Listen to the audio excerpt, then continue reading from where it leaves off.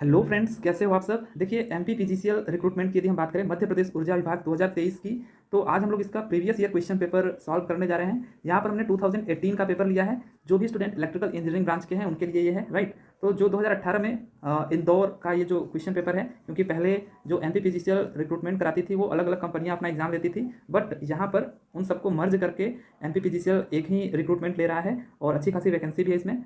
तो इसका जो प्रीवियस ईयर क्वेश्चन पेपर है एक बार देख लेते हैं कि उसका लेवल कैसा था, कैसे क्वेश्चंस पूछे गए थे। टोटल यहाँ पे 75 क्वेश्चन टेक्निकल के थे और 25 क्वेश्चन नॉन टेक्निकल के थे। तो अभी फिलहाल में हम लोग टेक्निकल वाले पोर्शन को डील करने जा रहे हैं। तो चलिए देख लेते हैं कि कैसे क्वेश्चंस पूछे गए थे वन बाई वन। तो जो पहला ही क्वेश्चन है आपकी स्क्रीन पर, यहाँ पर पूछा गया था the specific conductance of a conductor is given bye. तो यहाँ पे स्पेसिफिक कंडक्टेंस हमसे पूछा गया है, जो कि काफ़ी इजी क्वेश्चन है। देखिए अगर हम बात करें रेजिस्टेंस की, ठीक है, रेजिस्टेंस की, तो वो क्या होता है आपका R is equals to rho L by A. यहाँ पर अगर अब हम कंडक्टेंस की बात करें तो वो उसका ठीक इन्वर्सली होता है, इन्वर्सली प्रोपोर्शनल।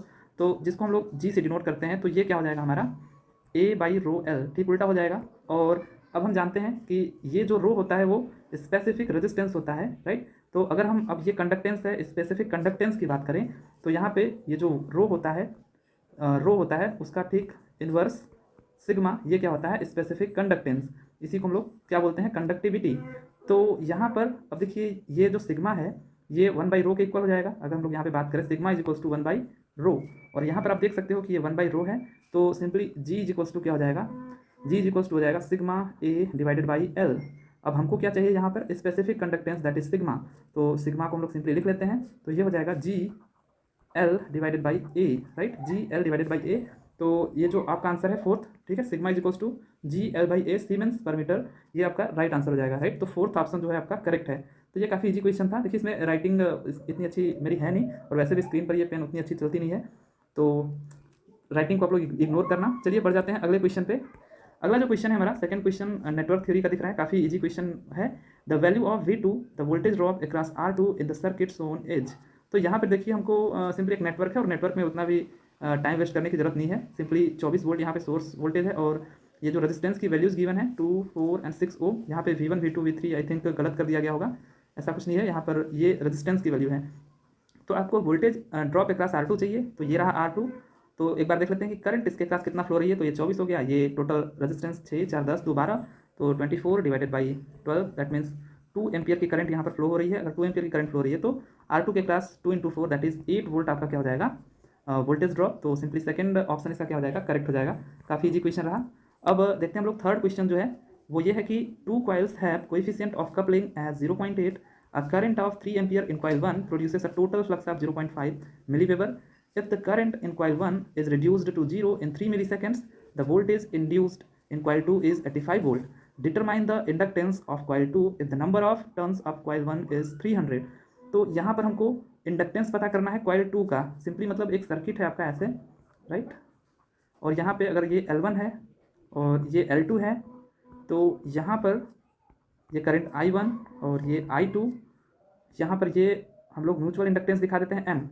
तो हमको क्या पता करना है, ये L2 पता करना है, और हमको पता है कि M इज इक्वल्स टू क्या होता है, K अंडर रूट L1 और L2। अगर हमको ये L1 पता चल जाए और K तो हमको दिया गया है कोएफिशिएंट ऑफ कपलिंग 0.8 0.8, और अगर हमको M पता चल जाए तो हम लोग पता कर सकते हैं L2 कितना है। तो इसको मैंने सॉल्व करा रखा है। यहाँ पे आप देख सकते हो कि K गिवन है, N1 आपको गिवन है क्वेश्चन में कि 300 टर्न्स हैं प्राइमरी के, और करंट आपको गिवन है 3 एम्पियर यहाँ पे जो फ्लो रही है I1 करंट, राइट, कॉइल 1 में। अब हम जानते हैं कि E इज इक्वल्स टू क्या होता है, M। देखिए E इज इक्वल्स टू क्या होता है, M d∅dt होता है, N d∅dt। लेकिन आपको यहाँ पे एक चीज़ पता है कि हम लोग ऐसा कर सकते हैं d∅ और यहाँ पे di/dt अगर कर दें तो कोई इसमें आपको चेंज नहीं दिखेगा, ये di से di कैंसिल हो जाएगा, तो d∅dt बचेगा। तो इसको हम लोग इस तरीके से लिख सकते हैं, राइट। अब यहाँ पे हम जानते हैं कि E इज इक्वल्स टू क्या होता है, L di/dt। किसी इंडक्टर के क्रॉस अगर वोल्टेज चेक करें तो अगर आप इन दोनों का कंपेरिजन करें, इसका और इसका, तो L इज इक्वल्स टू आपका निकल के आ रहा है N d∅ di, right, N d∅ di। तो यहाँ से हम देख रहे हैं कि जो इंडक्टेंस है वो N∅i के इक्वल हो जाएगा, राइट। तो N∅i, अब हमको जिसका भी इंडक्टेंस निकालना हो, जैसे कॉइल 1 का निकालना है, तो यहाँ पे N1 ∅1 और I1 हो जाएगा यहाँ पे।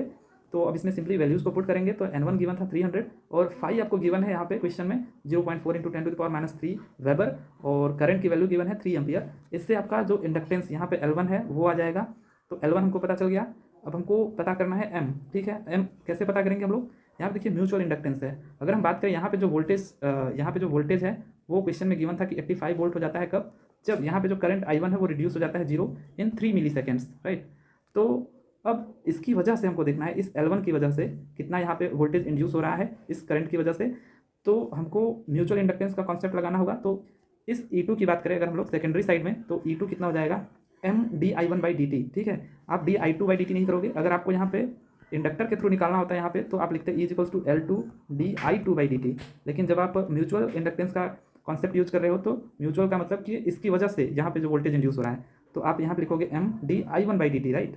तो अब आपको ये पता है वोल्टेज 85 हुआ था, M आपको नहीं पता है, करंट आपको पता है कि 3 एम्पियर, सॉरी यहाँ पे हाँ करंट आपको पता है I1 का कितना था 3 एम्पियर, और कितने सेकंड्स में ये रिड्यूस हो रहा था 0 पे, 3 सेकंड्स में 3 मिली सेकंड्स में। तो यहाँ पे 3 × 10⁻³ इससे आपका M आ जाएगा, ठीक है। M आपका कितना हो गया 85 × 10⁻³ हेनरी। अब आपको सब कुछ पता है, आप इस फार्मूले में पुट कर दोगे तो आपका सिंपली L2 आ जाएगा जो कि 282 मिली हेनरी हो जाएगा, राइट। तो आई होप कि आपको समझ में आया होगा। तो अगला जो क्वेश्चन है हमारा 4th नंबर का, for an input signal Vt = Vm sin ωt volt the average value of half rectified sine wave is. यहाँ पर हमको सिंपली हाफ वेव रेक्टिफायर का एवरेज वैल्यू पता करने के लिए बोला गया है। तो ये तो बहुत ही सिंपल सा क्वेश्चन अक्सर करके पूछ देता है हाफ वेव रेक्टिफायर का या फिर फुल वेव रेक्टिफायर का, तो आपको एक बार याद होना चाहिए, ठीक है। यहाँ पर बस एक बार मैं ड्राइव करके दिखा देता हूँ। यहाँ पे सिंपली ये हाफ रेक्टिफाइड वेव है, इसमें आपको यहाँ पे ये Vm इसका पीक वैल्यू है जो कि गिवन है यहाँ पे Vm sin ωt, ठीक है। तो एवरेज वैल्यू होता क्या है, देखिए एवरेज वैल्यू होता है area under the curve upon time period.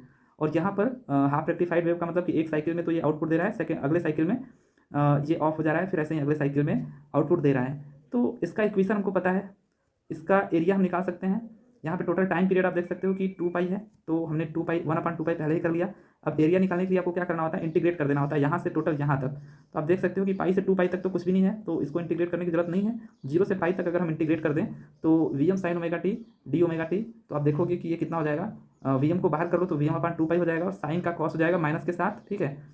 अब इसको सॉल्व करोगे आप तो आप पाओगे कि यहाँ पे cos π माइनस cos 0 जब करोगे, इसमें वैल्यूज़ को पुट करोगे तो आप देखोगे कि ये -1 आ जाएगा, जिससे ये -2 हो जाएगा और ये माइनस से माइनस कट जाएगा, तो बचेगा सिंपली Vm/2π × 2, और 2 से 2 कट जाएगा तो Vm/π बचेगा। तो सिंपली Vm/π इसका क्या हो जाएगा, राइट आंसर हो जाएगा, थर्ड वाला ऑप्शन इसका करेक्ट हो जाएगा। बट यहाँ पर मैं आपको कहना चाहूँगा कि एग्जाम में उतना आपके पास समय नहीं होता, इन सब एग्जाम में जो जेई लेवल के होते हैं। गेट में मैं मानता हूँ कि वहाँ पे पूरा टाइम होता है, बट यहाँ पे आपको कुछ चीज़ें याद होनी चाहिए कि कितना आएगा, राइट। जैसे यहाँ पे आई होप कि आपको दिख रहा होगा, नहीं दिख रहा होगा भी, तो यहाँ पे देखिए फुल यहाँ पे वेव है सिंपली, ठीक है, साइन वेव। तो इसका जो RMS वैल्यू होता है आपको भी पता है कि भाई √2 हो जाता है, और एवरेज जो होता है वो 0 हो जाता है, क्योंकि इसका और इसका क्या हो जाता है, सिंपली जितना ये है एरिया उतना ये है, तो दोनों एरिया कैंसिल आउट होकर के जो एवरेज है वो 0 हो जाता है। ऐसे ही सिंपली अगर फुल वेव रेक्टिफायर की बात करें हम लोग, अगर रेक्टिफाई कर दे इसको, तो अगेन जो हमारा RMS है वो Vm/√2 हो जाता है, और जो एवरेज वैल्यू है वो कितना हो जाता है 2Vm/π। देखिए यहाँ पे याद करने का बस मैं एक छोटा मोटा तरीका बता देता हूँ कि यदि आपको हाफ रेक्टिफाइड वेव बोले तो क्या होगा कि जो एवरेज वैल्यू है यहाँ पर दुगुना थी फुल वेव में, अब क्या हो जाएगी, सिंपली उसकी आधी हो जाएगी, मतलब Vm/π हो जाएगा एवरेज वैल्यू, ठीक है। हाफ रेक्टिफाइड वेव में एवरेज वैल्यू क्या हो जाएगी, यहाँ पे दुगुना था तो अब क्या हो जाएगा, उसका आधा हो जाएगा इसका टोटल, मतलब बाई 2 कर दोगे आप, तो यहाँ पे Vm/π हो गया, और जो RMS वैल्यू है वो Vm/2। इसी तरीके से आपको सारे ये जितने हैं एक बार आपके रगों में बस जाने चाहिए, ताकि एग्जाम में आप डायरेक्टली आंसर को टिक मार सको, क्योंकि उतना एग्जाम में टाइम होता नहीं है, ठीक है। बढ़ जाते हैं अगले क्वेश्चन पे। अगला जो क्वेश्चन है 5th नंबर का, आई थिंक जो भी है, यहाँ पे पूछा गया था using Kirchhoff current law KCL determine the voltage developed across the coil in the figure shown. तो यहाँ पे भी क्वेश्चन तो KCL का ही है, बट इसने थोड़ा सा इंटरेस्टिंग बना दिया है थोड़ा सा, कि इसने जो करंट है I2 I4 और यहाँ पे वोल्टेज दे रखा है यहाँ पे V3 का, ठीक है। तो इस तरीके से वो कहना चाह रहा है कि आप पहले इसको सॉल्व करो फिर KCL लगाओ। तो सिंपली यहाँ पे हम देख सकते हैं कि कुछ इस तरीके का हमारा क्वेश्चन है, और इसमें जो करंट है देखिए यहाँ से I2 करंट फ्लो हो रही है, यहाँ से I1 करंट फ्लो हो रही है, यहाँ से I3, इन तीनों का सम I4 के इक्वल है, राइट। तो I1 + I2 + I3 I4 के इक्वल है। अभी मैंने कोई भी एंगल यहाँ पे नहीं दिया है, सिंपली बस KCL हमने दिखाया है, लेकिन यहाँ पे इंडक्टर और कैपेसिटर, इसका मतलब कि ये अपने एंगल के साथ चलेंगे। हालांकि यहाँ पे जो भी क्वेश्चंस में गिवन है वो एक्सपोनेंशियल फॉर्म में है। तो देखिए अब I1 की अगर हम बात करें, हमको तो क्या चाहिए, वोल्टेज अक्रॉस दिस कॉइल, तो ऑब्वियसली हमको कॉइल 1 का करंट निकालना होगा, तभी हम यहाँ का वोल्टेज निकाल सकते हैं, क्योंकि वोल्टेज जो होता है किसी भी कॉइल के अक्रॉस वो क्या होता है L/di/dt, ठीक है। तो अगर हमको करंट पता चल जाए तो आराम से हम लोग वोल्टेज निकाल सकते हैं। तो करंट I1 का अगर हम लोग निकालेंगे तो ये हो जाएगा I4 minus I2 minus I3, और I3 की अगर हम बात करें यहाँ पे I3, तो वो क्या हो जाता है C dVCT/dt, मतलब कैपेसिटर के क्रॉस जो भी वोल्टेज है और जो भी वोल्टेज है उसका अगर हम डिफ्रेंसिएशन कर दें विथ रिस्पेक्ट टू टाइम तो हमारा करंट निकल आता है। तो C हमको पता है यहाँ पे 2 फैरेड है, और V3 की वैल्यू यहाँ पे गिवन थी, ठीक है, 4e⁻²t क्वेश्चन में। तो सिंपली इसको डिफ्रेंशिएट करने पर हम देख रहे हैं कि ये -16e⁻²t आ जाता है। अब I1 जो है यहाँ पे I1 उसको अगर हम निकालें तो यहाँ पे हमको गिवन है I4 3sin t, क्वेश्चन में गिवन है, यहाँ पे आप देख सकते हो। यहाँ पे क्वेश्चन में I2 गिवन है, I4 गिवन है और V3 गिवन है। तो I1 यहाँ पे 3sin t और -5e⁻²t I2 गिवन है, और अभी अभी हमने I3 निकाला जो कि -16e⁻²t है। तो इसको सॉल्व करेंगे तो I1 आ जाएगा हमारा 3sin t + 11e⁻²t। अब यहाँ से I1 अगर आ गया हमारा तो हम लोग इसको डिफ्रेंशिएट कर दें, ठीक है, और L के साथ मल्टीप्लाई कर दें तो यहाँ पर कॉइल के क्रॉस वोल्टेज आ जाएगा। तो अब देखिए यहाँ पे L हमको गिवन है 4 हेनरी, तो 4, और यहाँ पे डिफ्रेंशिएट कर देंगे अगर हम लोग इसको जो करंट है तो हमारा सिंपली वोल्टेज आ जाएगा इस कॉइल के क्रॉस, जो कि हो जाएगा इस 4 का इसमें मल्टीप्लाई कर दो तो 12 cos t, और ये 11 × 2 22 हो जाएगा, और इससे 4 से मल्टीप्लाई करेंगे तो 88। Okay, so this is the right answer for this question. तो आई थिंक सेकंड ऑप्शन इसका क्या है, करेक्ट है, ठीक है। तो आई होप कि आपको ये समझ में आया होगा। बढ़ जाते हैं अगले क्वेश्चन पे। अगला जो क्वेश्चन है हमारा, in the measurement of 3 phase power using 2 watt meter method the value of phase angle when the 2 watt meter reads equal reading is. यहाँ पे भी देखिए ये जो क्वेश्चन है काफ़ी फेमस क्वेश्चन है, और इससे कई टाइप के क्वेश्चन बन जाते हैं। तो इसमें भी मैं आपको कहूँगा कि अगर आप इसको याद रखते हैं तो काफ़ी बेटर है। देखिए कुछ चीज़ें मैं यहाँ पे बता देता हूँ कि अगर पावर मेजरमेंट आप कर रहे हो पॉलीफेज सिस्टम की, तो अकॉर्डिंग टू ब्लॉन्डेल्स थ्योरम होता क्या है कि n फेज अगर आपके पास है, ठीक है, टोटल n फेज हैं, और न्यूट्रल अगर उसमें क्या है, प्रेजेंट है, मतलब अगर कुछ इस तरीके से है, मान लीजिए ऐसे, और उसमें अगर न्यूट्रल ऐसे प्रेजेंट है तो ये तो ग्राउंड हो गया। अगर आपका न्यूट्रल अगर ऐसे प्रेजेंट है, ठीक है, न्यूट्रल अगर ऐसे प्रेजेंट है तो यहाँ पे आपको वाट मीटर कितनी यहाँ पे वाट मीटर की नीड होगी, तो n वाट मीटर की नीड होगी, राइट। और वहीं पर यदि ये न्यूट्रल प्रेजेंट नहीं है तो आपको n-1 वाट मीटर की नीड होगी। तो आपसे कभी कभी ये क्वेश्चन पूछ देता है कि कितने वाट मीटर की नीड है। तो ये जो वाट मीटर हम लोग मेथड यूज़ करते हैं पॉलीफेज सिस्टम में, तो आप इस तरीके से बता सकते हो। अदरवाइज आपको यहाँ पर टोटल पावर की बात करेगा तो वो हो जाता है √3 VL/IL cos phi, ठीक है, जो कि अगर 2 वाट मीटर मेथड की बात करें हम लोग तब, ठीक है, W1 + W2 = ये हो जाता है। और अगर वहीं पर रिएक्टिव पावर की बात करें तो ये √3 W1 - W2 हो जाता है। ये भी काफ़ी इंपॉर्टेंट फार्मूला है, अक्सर करके इससे क्वेश्चन पूछ देता है। और फिर उसके बाद ये तो फार्मूला इंपॉर्टेंट है जो कि आपका फेज एंगल है। तो बस फेज एंगल आप याद रखो, पावर फैक्टर याद करने की जरूरत नहीं है, क्योंकि अगर फाई पता चल गया तो पावर फैक्टर तो वैसे ही पता चल जाएगा। अब यहाँ पे फाई = इतना है, और इसी को हम लोग देखिए √3 W1 - W2 ऊपर है तो इसको हम लोग Q लिख सकते हैं, और नीचे टोटल पावर है तो इसको P लिख सकते हैं, तो tan 1 Q/P भी हो जाएगा, ठीक है। तो ये छोटे छोटे क्या है फार्मूले जो कि आपको पता होना चाहिए। अब इससे यदि हम लोग इस क्वेश्चन की बात करें तो in the measurement of 3 phase power using 2 watt meter method the value of phase angle when the 2 watt meter reads equal reading.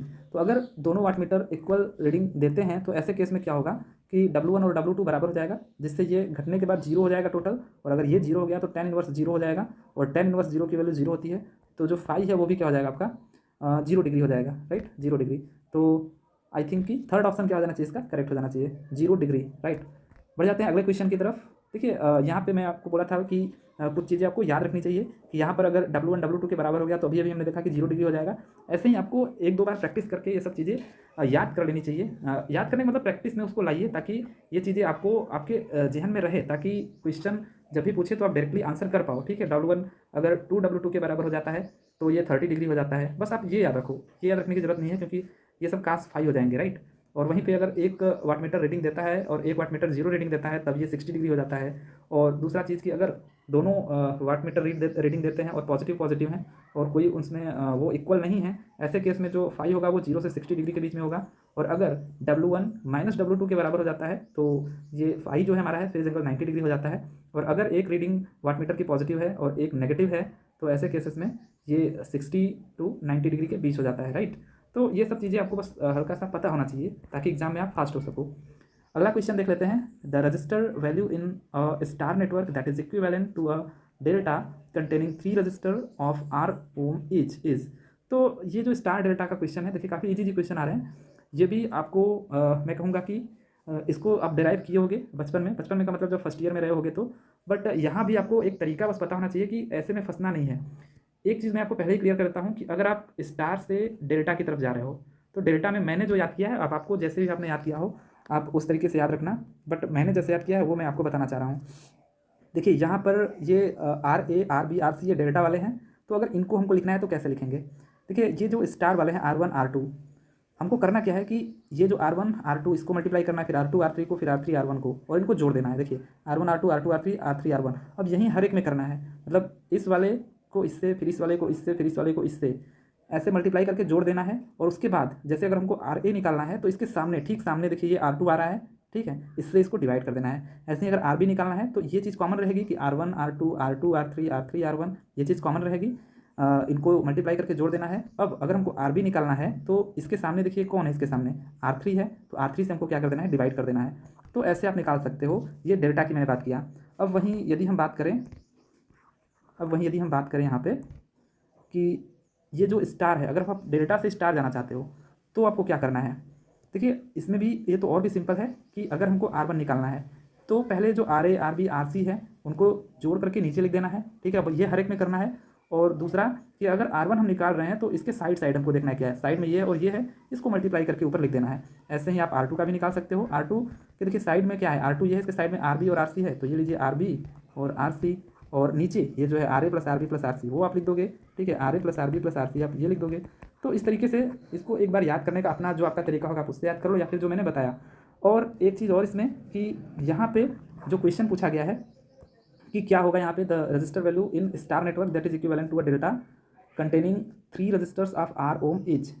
तो the resistor value in star network की बात कर रहे हैं, that is equivalent to delta containing 3 resistor. Delta की बात कर रहे हैं यहाँ पे, डेल्टा गिवन है, हमको स्टार में कन्वर्ट करना है। देखिए जब भी स्टार से डेल्टा जाते हैं तो याद रखना कि ये 3 गुना हो जाता है। कैसे मैंने याद रखा था कि स्टार टू डेल्टा, डेल्टा में डी आ रहा है और डी से मैंने याद किया था कि 2 गुना हो जाएगा, बट हो रहा है ये 3 गुना, ठीक है। तो मतलब बड़ा ही हो रहा है। तो स्टार में जब भी रहोगे छोटा रहोगे, डेल्टा में 2 गुना या फिर 3 गुना हो जाओगे, मतलब बड़ा हो जाओगे। तो अगर आर है तो 3R हो जाएगा डेल्टा में जाकर के, और डेल्टा में अगर आर है तो वापस इसमें आकर के ये R/3 हो जाएगा, ठीक है। तो फर्स्ट ऑप्शन इसका क्या हो जाएगा करेक्ट, R/3 ओम ईच हो जाएगा अगर हम स्टार में कन्वर्ट हो रहे हैं। तो बढ़ जाते हैं अपने अगले क्वेश्चन की तरफ। अगला जो क्वेश्चन है हमारा 8th नंबर का, in a single phase transformer the EMF per turn of the secondary side is. तो सिंपली हमको अगर EMF की बात करें हम लोग यहाँ पे एक ट्रांसफार्मर में, तो हमको पता है अगर ये E1 है, ये E2 है, ये N1 है, ये N2 है, तो E1/E2 ये क्या होता है N1/N2। इसका मतलब है कि EMF यहाँ पे E1 अगर N1 को इस साइड लाएं और E2 को उस साइड, तो N1 divide is equals to क्या हो जाएगा E2 डिवाइडेड बाई N2। इसका मतलब है कि जो EMF per turn on secondary side है वो इक्वल है EMF per turn on primary side. So first ही ऑप्शन क्या हो जाएगा करेक्ट हो जाएगा, same as EMF per turn of the primary side. So बढ़ जाते हैं अगले क्वेश्चन की तरफ। अगला जो क्वेश्चन है हमारा 9th नंबर का, the Hall mobility mu H is given by. यहाँ पर हमको हाल मोबिलिटी पूछा गया है। देखिए जो मोबिलिटी होता है वो सिंपली ड्रिफ्ट वेलोसिटी पर इलेक्ट्रिक फील्ड होता है। और ये जो ड्रिफ्ट वेलोसिटी होती है वो क्या होती है कि अगर हम किसी इलेक्ट्रॉन को इलेक्ट्रिक फील्ड में अगर छोड़ दें तो पहले तो रैंडमली मूव करती है, बट जैसे उसे इलेक्ट्रिक फील्ड अप्लाई होने का आभास होता है तो वो धीरे धीरे एक ही डायरेक्शन में, जिधर हम इलेक्ट्रिक फील्ड अप्लाई किए होते हैं उस डायरेक्शन में टेंड हो जाती है, और एक पर्टिकुलर वेलोसिटी के साथ, उसी को हम लोग क्या बोलते हैं ड्रिफ्ट वेलोसिटी। अब ये जो ड्रिफ्ट वेलोसिटी है, जैसे वेलोसिटी का आपने फार्मूला पढ़ा होगा बचपन में U+AT, तो यहाँ पर जो इनिशियल वेलोसिटी अगर 0 है तो VD हमारा क्या हो जाएगा AT के बराबर हो जाएगा, ठीक है। जहाँ पर A हमारा एक्सेलरेशन है, और हम जानते हैं कि जो फोर्स होता है वो ma के बराबर होता है, और फोर्स हमारा जो है वो QE के भी बराबर होता है। तो यहाँ से अगर हम लोग एक्सेलरेशन की वैल्यू फाइंड कर लें तो वो हो जाएगा QE/m, जहाँ पर m क्या है मास ऑफ इलेक्ट्रॉन है। अब यहाँ से हम लोग VD is equals to AT में A की वैल्यू पुट करके VD पता कर लेंगे, ठीक है। ये रहा VD जो QE/m इंटू टाउ हो जाएगा। यहाँ पर टाउ रिलैक्सेशन टाइम है, जहाँ पर हमने T की जगह पे टाउ रख दिया है। अब म्यू इज इक्वल्स टू, हमको VD पता चल गया तो VD की वैल्यू पुट कर देंगे, तो mu is equals to Q/m, ये हमारा क्या हो जाएगा आंसर हो जाएगा। तो यहाँ पर हम लोग देख सकते हैं जो थर्ड ऑप्शन है UH is equals to Q/m, जहाँ पर Q हमारा क्या है चार्ज ऑफ इलेक्ट्रॉन, यहाँ पर उसने E से डिनोट किया हुआ है। सो थर्ड ऑप्शन क्या हो जाएगा यहाँ पे करेक्ट हो जाएगा। बढ़ जाते हैं अगले क्वेश्चन पे। अगला जो क्वेश्चन है हमारा 10th नंबर का, the DC resistivity of ferrite is many order of magnitude. अब रेजिस्टिविटी की बात करें तो फेराइट जो होता है उनका उसकी जो रेजिस्टिविटी होती है वो सबसे अधिक होती है in comparison to paramagnetic, diamagnetic, ferromagnetic material से, राइट। सो फर्स्ट ऑप्शन क्या हो जाएगा आपका करेक्ट हो जाएगा। बढ़ जाते हैं अगले क्वेश्चन की तरफ। अगला जो क्वेश्चन है 11th नंबर का, the material that has the highest energy gap at room temperature is. तो यहाँ पर रूम टेम्परेचर पर हाईएस्ट एनर्जी गैप किसका है, तो अगेन ये हमको एक याद करने वाला यहाँ पे क्वेश्चन है। अब इसमें क्या ही कॉन्सेप्ट आप लगाओगे, बट फिर भी ये याद होना चाहिए क्योंकि ये पूछ लेता है आपका एग्जाम में अक्सर करके, ठीक है। तो जो यहाँ पे CDS है कैडमियम सल्फेट, उसका जो एनर्जी गैप होता है वो 2.42 इलेक्ट्रॉन वोल्ट होता है, लेकिन ये एट रूम टेम्परेचर है, राइट, एट 300 केल्विन कह सकते हैं। और यहाँ पे जो जर्मेनियम है वो उसका 0.7 इलेक्ट्रॉन वोल्ट होता है, और जो गैलियम आर्सेनाइड है उसका 1.42 होता है, और जो सिलिकॉन है उसका 1.1 इलेक्ट्रॉन वोल्ट होता है, राइट। सो हाईएस्ट किसका है, कैडमियम सल्फेट का, तो ये आपका फर्स्ट ऑप्शन क्या हो जाएगा, यहाँ पे करेक्ट हो जाएगा। ठीक है, यहाँ पे मैंने आपको दिखा रखा है। बढ़ जाते हैं अगले क्वेश्चन पे। अगला जो क्वेश्चन है हमारा, an example of a traditional ceramic is. देखिए सेरेमिक का हमको यहाँ पे सिंपल बस एक एग्जाम्पल पूछा है क्या होता है। तो आपने देखा भी होगा कि जैसे आप जो कभी कभी क्या, जो आप चाय पीते हो अक्सर करके जो सेरेमिक के ही बने होते हैं, और सजावट के लिए जो आप मग वगैरह यूज़ करते हो, या फिर ऐसे भी मग को यूज़ करते हो, तो वो सब जो सेरेमिक यूज हुए होते हैं उनमें, तो उसी का एक एग्जाम्पल हमसे पूछा गया है। तो यहाँ पे कार्बाइड्स, नाइट्राइड्स और प्योर ऑक्साइड्स, और फोर्थ ऑप्शन क्या है, सिलिकेट ग्लास। तो फोर्थ ऑप्शन जो हमारा है सिलिकेट ग्लास, वो क्या हमारा एक सेरेमिक है, ठीक है, ट्रेडिशनल सेरेमिक। सो फोर्थ ऑप्शन इसका क्या हो जाएगा, करेक्ट हो जाएगा। बढ़ जाते हैं अगले क्वेश्चन की तरफ। जो अगला क्वेश्चन है हमारा, the ionization energy for the pentavalent excess electron in case of germanium is. तो ionization energy for the pentavalent excess electron in case of germanium की बात कर रहा है, तो ये कितना होता है। तो ये भी अगेन एक याद करने वाला ही क्वेश्चन है। तो सेकंड ऑप्शन इसका करेक्ट है 0.0105 इलेक्ट्रॉन वोल्ट, राइट। तो इसका जो करेक्ट आंसर हो जाएगा 0.0105 इलेक्ट्रॉन वोल्ट, ये इसका आंसर है कि आयनाइजेशन जो एनर्जी इसकी है वो इतनी है, ठीक। बढ़ जाते हैं अगले क्वेश्चन की तरफ। अगला जो क्वेश्चन है हमारा, modified Ohm's law for electron current is given bye. तो ये 14th नंबर का जो क्वेश्चन है हमारा, मॉडिफाइड ओम्स लॉ क्या है फॉर इलेक्ट्रॉन करंट, ठीक। तो देखिए मॉडिफाइड ओम्स लॉ की यदि हम बात करें, तो ओम्स लॉ क्या हमें बताता है कि आई जो होता है वो किसके प्रोपोर्शनल होता है, वोल्टेज के एट कांस्टेंट टेम्परेचर, ठीक है। तो यहाँ पर आई इक्वल्स टू क्या होता है, V/R। अब यहाँ पर अगर हम बात करें करंट की, करंट पर यूनिट एरिया, जिसको हम लोग क्या बोल देंगे, करंट डेंसिटी, ठीक है, करंट डेंसिटी की करंट पर यूनिट एरिया कितनी फ्लो हो रही है, तो अगर उसको हम जे से डिनोट करते हैं तो जे इक्वल्स टू क्या हो जाएगा, current per unit area, current density. अब आई इक्वल्स टू क्या होता है, V/R, और ये ए, तो V/RA हो जाएगा। अब आर की जगह पर अगर हम लोग ρL/A लिख दें तो कुछ ऐसा हो जाएगा, ए से ए कट जाएगा तो V/ρL हो जाएगा। अब 1/ρ हम जानते हैं ये सिग्मा V/L होता है, और जे इक्वल्स टू अब क्या हो जाएगा, सिग्मा। और हम जानते हैं यहाँ पे कि जो इलेक्ट्रिक फील्ड होती है वो क्या होती है, वोल्टेज पर यूनिट लेंथ। तो V जो हो जाएगा वो क्या हो जाएगा, E/L। तो यहाँ पर ये जो V है उसकी जगह पे हम E/L लिख देते हैं, ठीक है। तो L से L कट जाएगा तो हमारा बस केवल सिग्मा इंटू E बचेगा, ठीक है। अब अगर हम J इक्वल्स टू देखें तो सिग्मा इंटू E बचा हुआ है। अब इसी में यदि हम E से मल्टीप्लाई कर दें और E से डिवाइड कर दें तो हमारा कुछ इस तरीके से आ जाएगा। अब E/E जो होता है हमारा, means charge of electron into electric field जो होता है वो dμ/dx के बराबर होता है।